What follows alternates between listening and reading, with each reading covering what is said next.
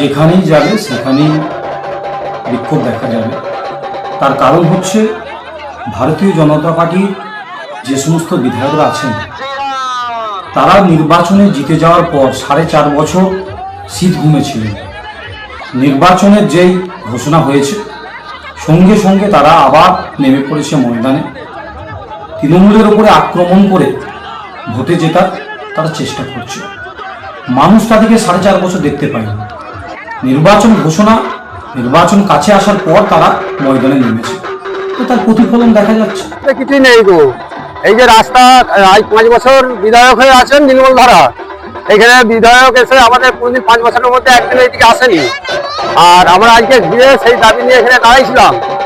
বিধায়ক আবার নামবেন নিয়ে এখান থেকে গাড়ি থেকে, সে আবার উল্টো পাল্টা কথা বলছে। তার কেন্দ্র বাহিনী আবার বলছে সরে যাও, নাহলে গাড়ি চলে যাবে, কোনো কাজে ইয়ে হবে নি। এইসব তার কথাবার্তা নীলমল ধারা।